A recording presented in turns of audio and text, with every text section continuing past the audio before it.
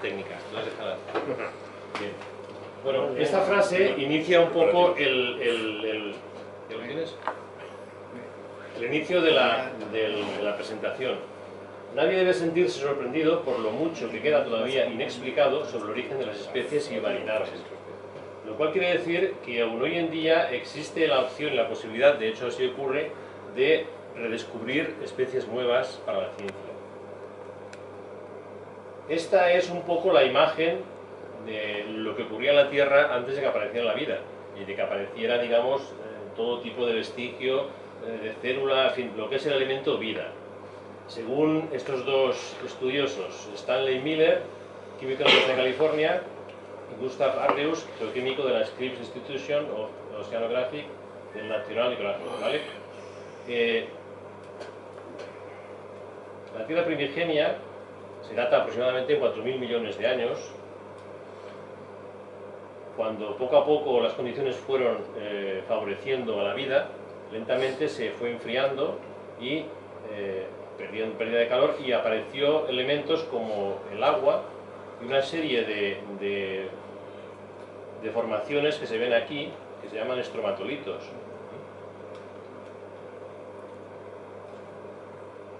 Son como octógonos, ¿no? Sí. Son las primeras formaciones, digamos, que dan origen a la vida.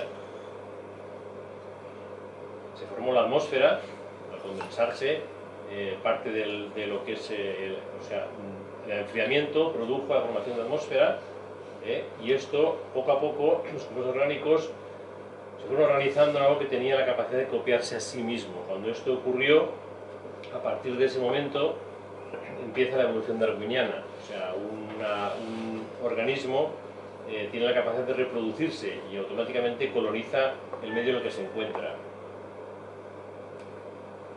Bien, la filogenética habla de ello y nos da una idea de lo que supone el origen y las ramificaciones de todo este complejo genético de la evolución. Hay una serie de proximidad entre taxones evolutiva, pero que de alguna forma demuestra que hay un ancestro, un antepasado común.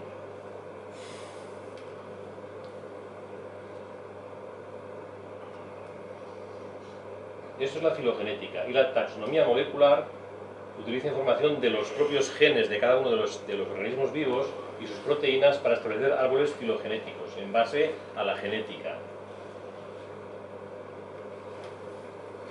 Esto es el árbol, digamos, del origen. Al principio eran todos organismos termófilos, aquí arranca del tronco común, y poco a poco fueron evolucionando hacia bacterias, eucariotas y la parte de bacterias. Aquí tenemos los hongos hacia los eucariotas. ¿Os recordáis cuando dimos aquella charla sobre clasificación que se inició un poco sobre los eucariotas, organismos eucariotas? Pues aquí los tenéis. Esto se data según la famosa secuenciación del ARN ribosomal, que es 16S, 18S, que comparten todos los seres vivos del planeta. Y en base a eso se hace el árbol digamos, filogenético.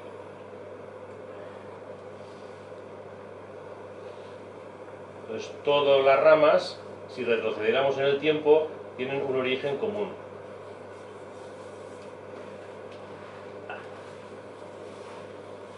Organismo pluricelular o multicelular, formado por diferentes tipos, diferentes células.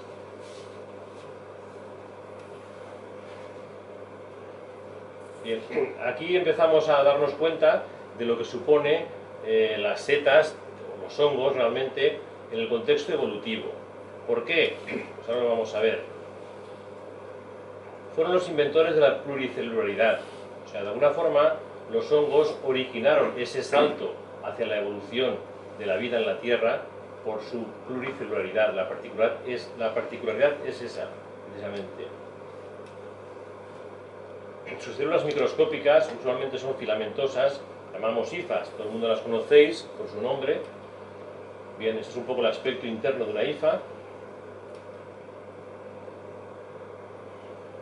Bien, son tubos dilatados por la presión del citoplasma interno.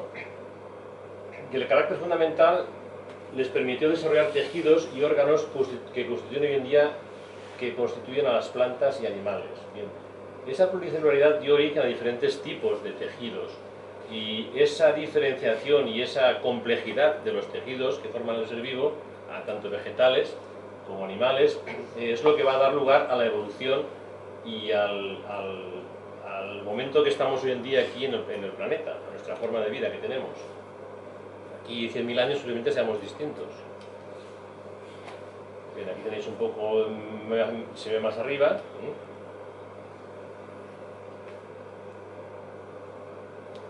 Bueno, la vida se originó en el agua, ¿no? Así dicen los científicos. El origen primigenio de la vida se originó en el agua. Entonces, de alguna manera, llegó un momento que pasó del agua a la tierra. Pues, ¿cómo ocurrió esto? Bueno, de alguna forma, los organismos que eran, digamos, vegetales, que eran acuáticos, tuvieron que colonizar la tierra. Para ello, lo vamos a ver ahora, se supone que fue un desembarco en toda regla. Imaginaos un desembarco enorme que aterrizan al llegar a una costa y desembarcan en masa. Pues bueno, de alguna forma fue algo parecido. Para ello tuvieron que recurrir a una serie de estrategias, y una de ellas, muy importante, es la alianza, precisamente con los hongos. La simbiosis entre hongo y vegetal. Hoy en día sabemos lo que es una simbiosis terrestre en las plantas que están en la tierra, pero en su momento esa simbiosis se produjo en el agua, con vegetales, y fue la que dio lugar para asegurar el éxito de que las plantas colonizaran la tierra.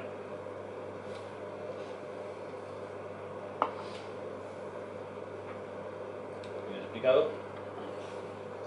Si el proceso se inició aproximadamente hace unos 500 millones de años, se considera, según dataciones, y se considera que el 95% de las plantas vasculares poseen micorrizas. Las que hoy las hacen con los hongos, en su origen, la filogenia demuestra que ya las iniciaron en su parte acuática antes de colonizar la tierra las plantas. ¿Veis? Esto es lo que garantiza, de alguna forma, la supervivencia de las plantas y lo que le da muchísima más capacidad para adaptarse. Pues esto es lo que hicieron las plantas en un medio acuoso, acuático.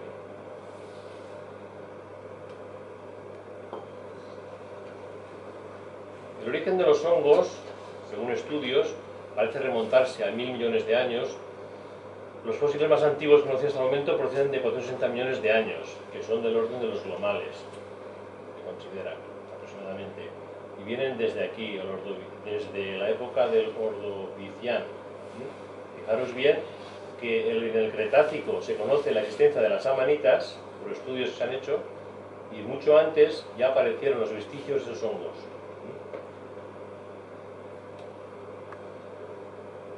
En Wisconsin, en el norte de Estados Unidos, se ha hallado hifas de los delgados filamentos que constituyen el micelio y esporas fosilizadas de esa época. Un grupo de hongos que viven asociados a las raíces de las plantas. ¿Qué pasó en Wisconsin? Pues encontraron unas plantas, haciendo prospecciones, fosilizadas, y al analizarlas por microscopía y por diferentes tipos de procedimientos, y le aplicaron la famosa, lo del carbono. Aquí está la zona donde fue descubierto.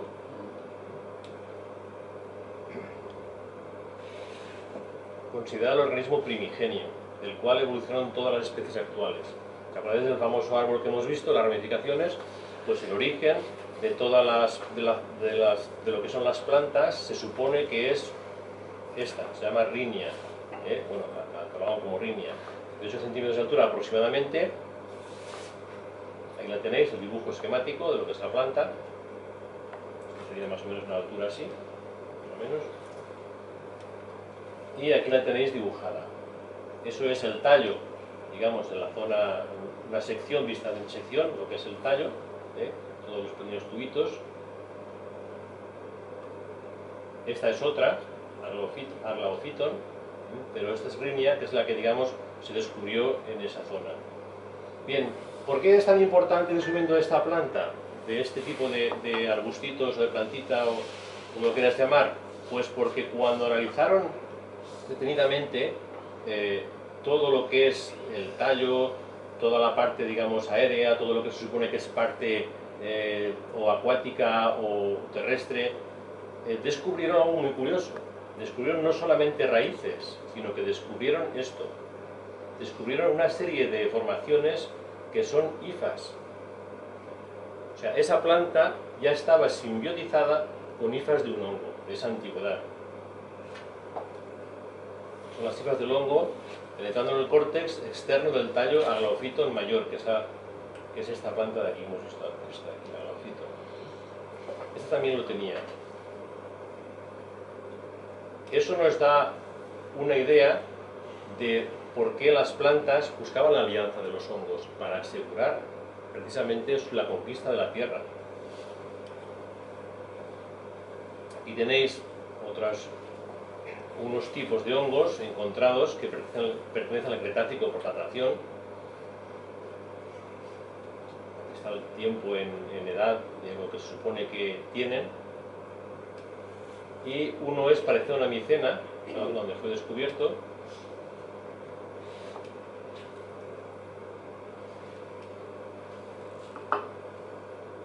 Este data es más reciente, lo he encontrado en esa zona, y este de aquí. Como parecido a micena, medido en ámbar. De la República Dominicana y datado en el Mioceno, hace 23,8 a 5,3 millones de años aproximadamente. De la forma que es muy similar a la micena hoy en día, las micenas. A partir de esta evolución, las plantas básicamente no tenían lo que es el revestimiento, eran muy sencillas, eran muy simples, eran prácticamente células que andaban por ahí en el agua, no tenían una composición rígida, una arquitectura que les permitía soportarse a sí mismas, enderezarse, hasta que apareció, por evolución, esta famosa molécula, o este famoso compuesto, que es la celulosa. A partir de ahí se produce una explosión evolutiva al producir precisamente la celulosa. Es la estructura de la pared celular, de los tejidos vegetales. ¿Y por qué es tan importante? ¿Veis? Esto hace un refuerzo, hace como una especie de blindaje, lo que hace es como si fuera... Una colmena. Sí, exacto, tipo colmena, y lo que hace es que es como si edificaras, hicieras pequeñas estructuras y van dándole, reforzando el bloque, o sea, el conjunto. Le da consistencia.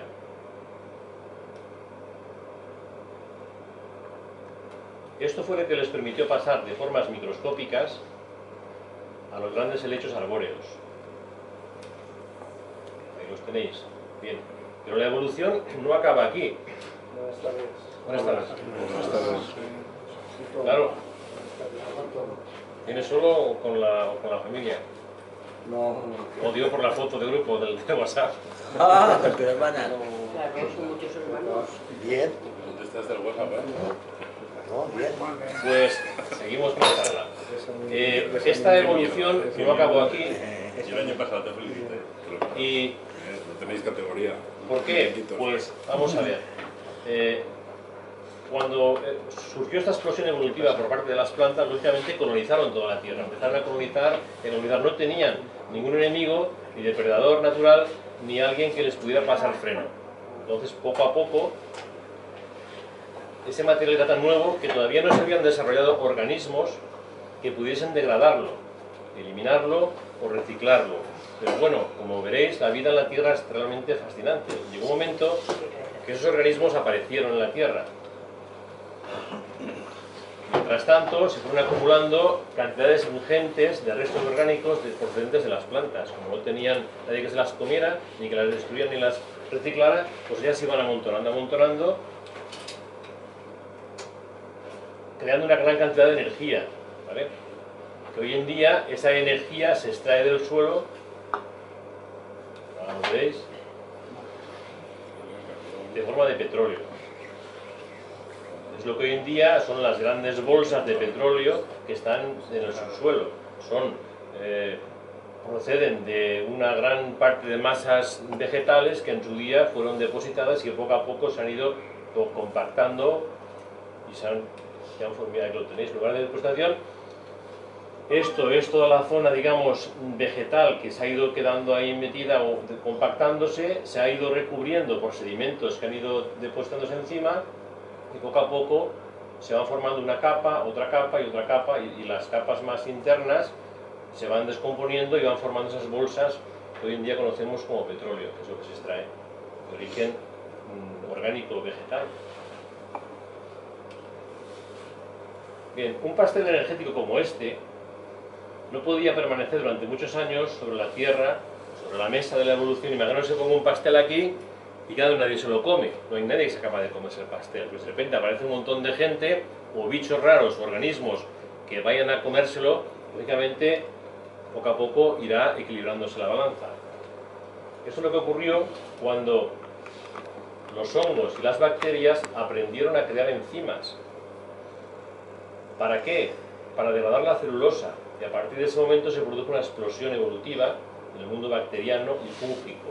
A partir de ese momento entraron en juego estas dos bichos o estas dos, digamos, formas de vida, las bacterias y los hongos.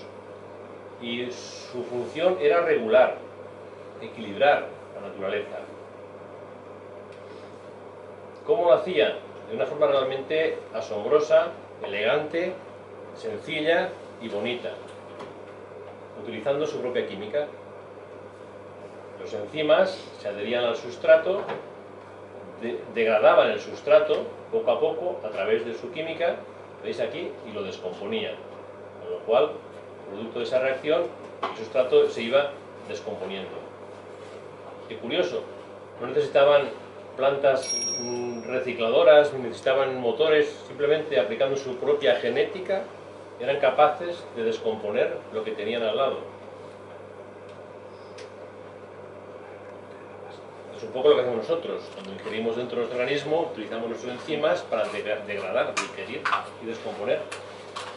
Los hongos capacitados para degradar la celulosa fueron poco a poco especializándose. Se formaron miles de nuevas especies, a su vez, que luchaban para degradar la celulosa almacenada en la biosfera. Claro, los que tenían mayor capacidad para ello, lógicamente, pues fueron progresando más que los otros. Eran tan eficientes que hasta llegaron a poner en peligro el sistema, creándose especies que degradaban los vegetales vivos. Hoy en día conocemos este proceso como parásitos. Claro, llegó un momento que tanta masa vegetal empezó a estar en peligro. ¿Por qué? Porque la forma en que las bacterias y los hongos habían desarrollado su sistema de reproducir enzimas para degradarlos era tan eficiente que se empezaron a reproducir con mucha rapidez. Entonces el sistema empezó a entrar en crisis. Pero claro, la vida es tan bonita, es realmente apasionante, y cada organismo tiene sus propios recursos. De una forma, aunque no tengan inteligencia, es como si la tuvieran, porque buscan fórmulas para salir adelante. Llegado a este punto, la evolución vegetal volvió a lucirse, y como respuesta a las plantas elaboraron tejidos de resistencia, protectores, resinas, metabolitos tóxicos, un conjunto de estrategias que les permitieron continuar dominando sobre la Tierra, y algunas de estas sustancias fueron la resina, la suberina y la lignina. Gracias a estas sustancias pusieron una gran barrera delante de los hongos y las bacterias. Y diréis, alto, aquí estamos nosotras, las plantas. Y empezaron a producir estas sustancias, con lo cual tuvieron serios problemas los hongos para empezar a degradar algunas de estas plantas. Esta es la forma en que se protegen algunos vegetales, árboles, arbustos, segregando esta resina. Esto es una barrera realmente impenetrable para los mosquitos, para las bacterias. Es curioso. De hecho, es tan impenetrable que organismos que han entrado en esa resina a día de hoy están intactos de hace millones de años, están conservados ahí dentro. La suberina, otra barrera, y la lignina. ¿Veis? A partir de ahora, los vegetales encuentran un medio para hacer frente a los ataques de los hongos y de las bacterias.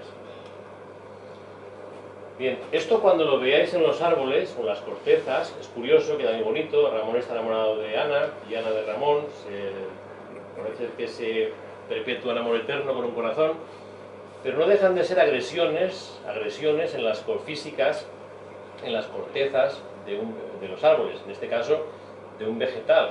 Aquí hay un corazón dibujado, muy bonito también, pero claro, lo que está haciendo es destruir toda esta barrera de lignina y de alguna forma le estamos facilitando la intrusión a organismos externos a una infección, sea por hongos, sea por bacterias, sea por algún otro medio, sobre todo hongos. Entonces, es quedar bien, pero mejor que lo haga en una madera que está allí suelta que no en el tronco de un árbol vivo.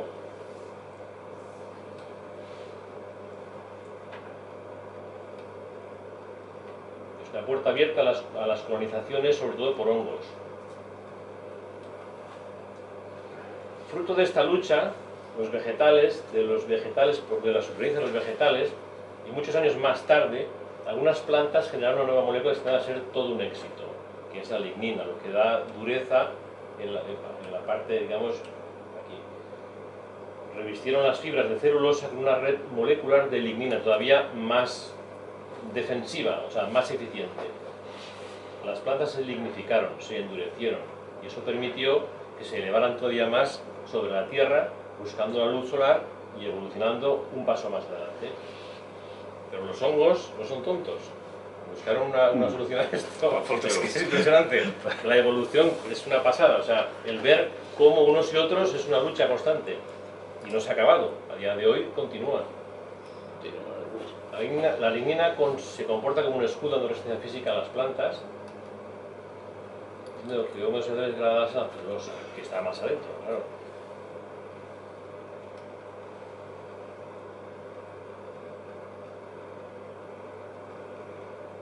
A día de hoy este sistema es tan eficiente que sigue existiendo y de momento es lo que se conoce que hacen las plantas y los árboles para defenderse. ¿Por qué? Porque es realmente un sistema válido y muy bueno.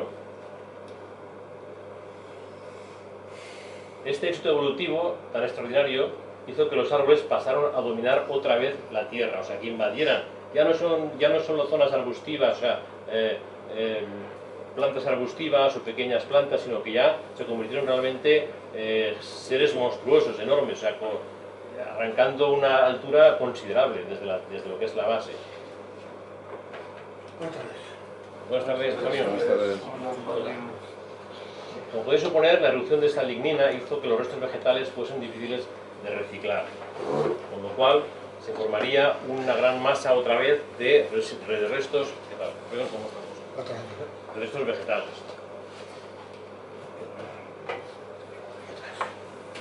Bueno, en esta ocasión los hongos triunfaron sobre las bacterias.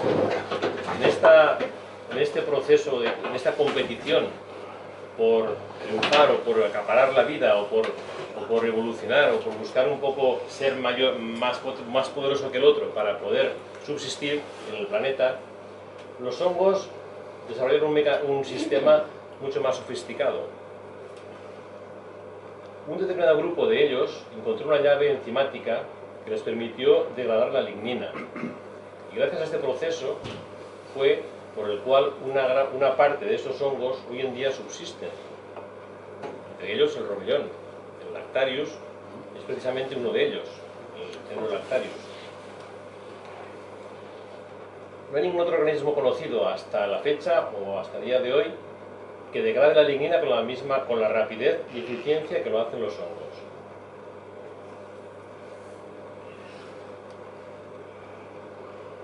La elaboración de esta nueva llave enzimática que crearon los hongos significó una nueva explosión evolutiva para los hongos, con lo cual volvieron otra vez a tomar la posición de avanzada. Protagonistas en la degradación de materiales vegetales terrestres. Y a día de hoy se utilizan en muchísimos procesos, incluso industriales. Incluso para la celulosa, por ejemplo, en las grandes plantas que hacen zumos, las naranjas, les ponen un hongo para que degrade con más rapidez lo que es toda la celulosa para así reutilizarlo más rápidamente, o sea, de descomponerla. En forma de polvos, claro, son hongos. Bien, esto es un poco el sistema tan evolucionado que tienen, la enzima A y la enzima B, de forma que degradan completamente una materia que en apariencia es muy sólida, muy resistente y parece realmente indestructible frente a otros agentes o otros seres vivos. Sin embargo, los hongos han sido muy astutos y han desarrollado un sistema infalible. Casi todos los que forman setas, hoy en día, no todos, pero todos, son los que descubrieron en su momento los enzimas degradadores de la lignina. Bien, la próxima vez que pongáis una cesta de mimbre, un rovellón, tenéis que tener, cuando lo veáis el rovellón, lo miráis, lo observáis y tenéis que pensar lo siguiente. Fijaros, el mimbre, en el cual está el rovellón, es resistente al paso del tiempo gracias al hecho de contener lignina, su barrera protectora. Vale. Pero a su vez, los rovellones han permanecido hasta la actualidad porque han aprendido a degradarla.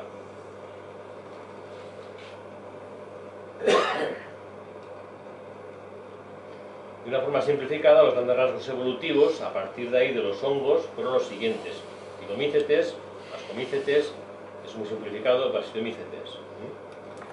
Estos, haciendo referencia a hongos muy simplificados, que para nutrirse utilizan materiales fácilmente degradables, como azúcares, y tienen dificultades para degradar la celulosa. Generalmente se reproducen de manera asexual. Cuando se reproducen son réplicas de sí mismos, es decir, no evolucionan de forma sexual, intercambiando genética entre dos grupos, o sea, entre dos signos, entre dos sexos, como por decirlo de alguna forma.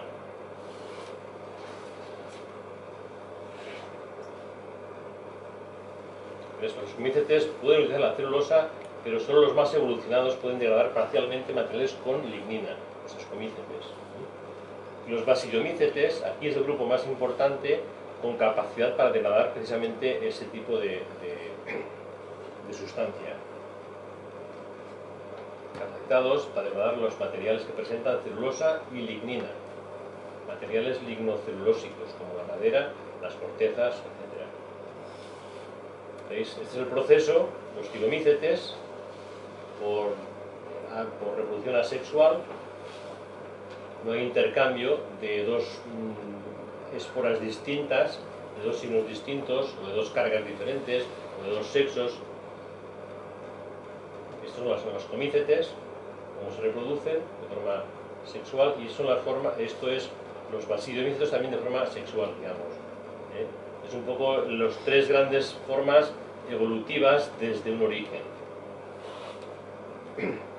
Bien, no os voy a calentar mucho más, lo haremos sencillo y aquí prácticamente ya estamos acabando.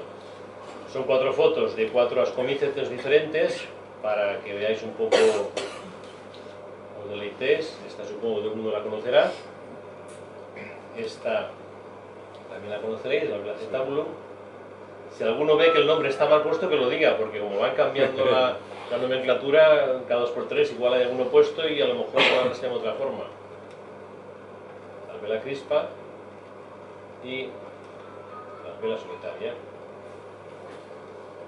Y bueno, vamos a hacer una reflexión final, que es muy importante, y es la siguiente. Nosotros creemos que somos seres muy evolucionados, que tenemos capacidad para resistir muchas cosas, que dentro de 1.000.000 de años estaremos aquí, que nuestra capacidad de inteligencia será tal que seremos capaces de sobrepasar o sobreponernos a cualquier cosa. Sin embargo, hay una frase de un famoso, ahora la vais a ver, la vais a leer, que da mucho que pensar. Es la siguiente: a la muerte del último vegetal o animal en la Tierra, siempre habrá un hongo encargado de descomponer su materia orgánica. O sea, su capacidad de resistencia, de adaptación, es tan buena, tan eficientes, que posiblemente aún estén ellos en la Tierra cuando nosotros desaparezcamos como raza humana o como seres vivos. Ahí está. No os quiero aburrir, es un poco para rellenar el momento de hoy, que no tengo que acabar. Gracias.